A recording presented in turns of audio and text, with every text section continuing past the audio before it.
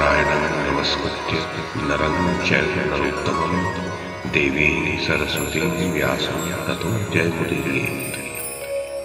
ओम नमो भगवते वासुदेवाय, ओम नमः पितामहाय, ओम नमः प्रजापतिभ्यः, ओम नमः कृष्णद्वैपायनाय, ओम नमः सर्वविघ्नविनायकेभ्यः।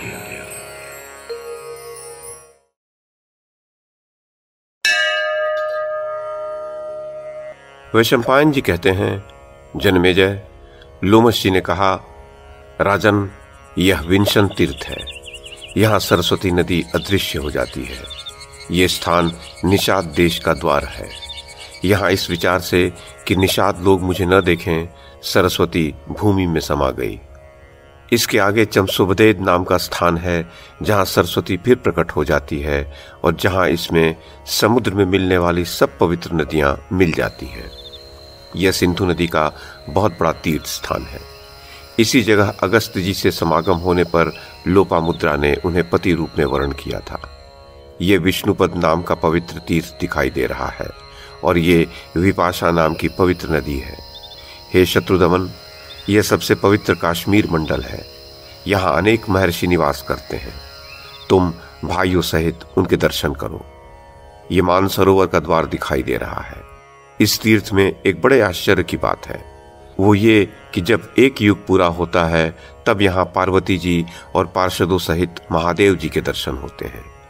जितेंद्रिय और श्रद्धावान याजक लोग अपने परिवार के हित की कामना से इस सरोवर पर चैत्र मास में स्नान करके श्री महादेव जी का पूजन किया करते हैं।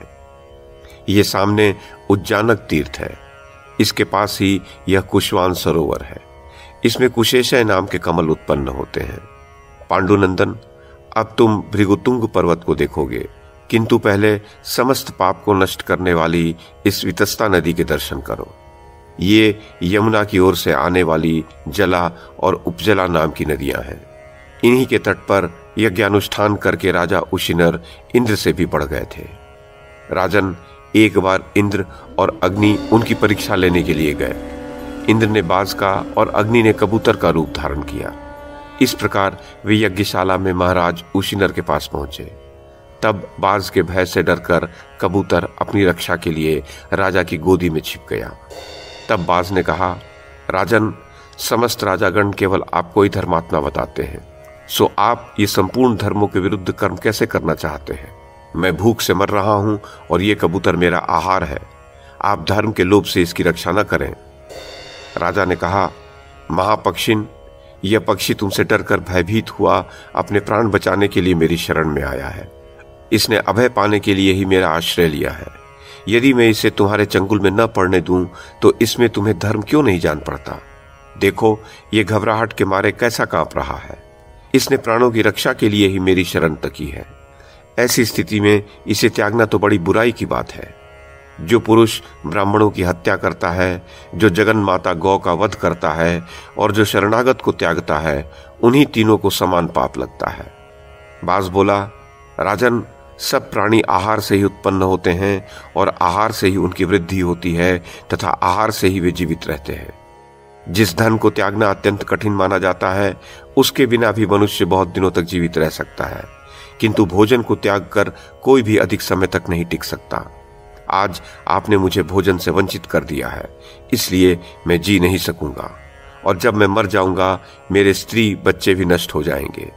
इस प्रकार इस कबूतर को बचाकर आप कई प्राणियों की जान के ग्राहक हो जाएंगे।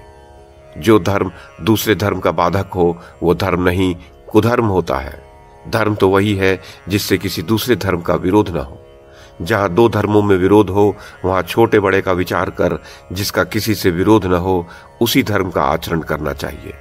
अतः राजन, आप भी धर्म और अधर्म के निर्णय में गौरव और लाघव पर दृष्टि रखकर जिसमें विशेष पुण्य हो उसी धर्म के आचरण का निश्चय करें। इस पर राजा ने कहा, पक्षी प्रवर, आप बहुत अच्छी बातें कह रहे हैं। क्या आप साक्षात पक्षीराज गरुड़ हैं? इसमें तो संदेह नहीं कि आप धर्म के मर्म को अच्छी तरह समझते हैं।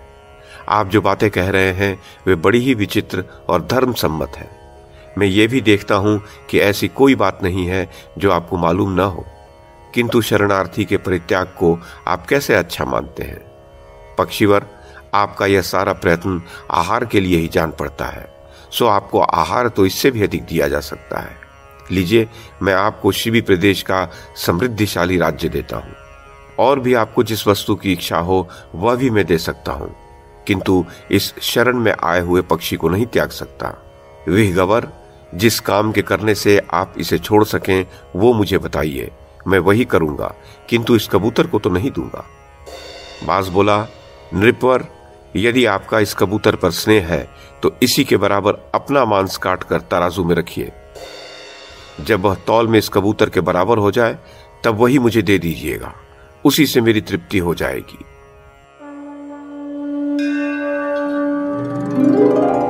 वैशंपायन जी कहते हैं, जन्मेजय, लोमश जी ने आगे कहा, राजन, फिर परम धर्मज्ञ उशिनर ने अपना मांस काटकर तौलना आरंभ किया।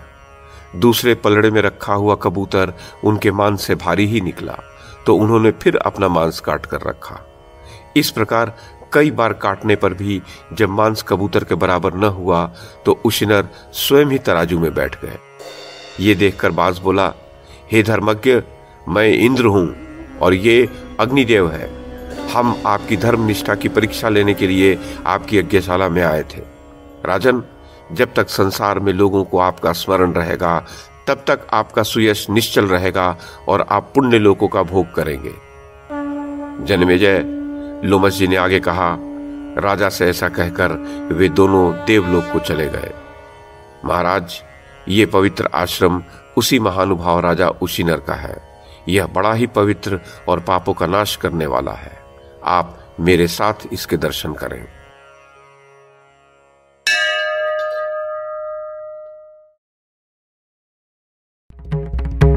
YouTube के माध्यम से महाभारत की कथा को एक श्रृंखला के रूप में प्रस्तुत करने का हमारा यह प्रयास यदि आपको सराहनीय लगा हो तो कृपया इस कड़ी को लाइक और शेयर करें, चैनल को सब्सक्राइब करें और बेल आइकन को दबाएं। साथ में अन्य लोगों को भी देखने के लिए प्रेरित करें। धन्यवाद और नमस्कार।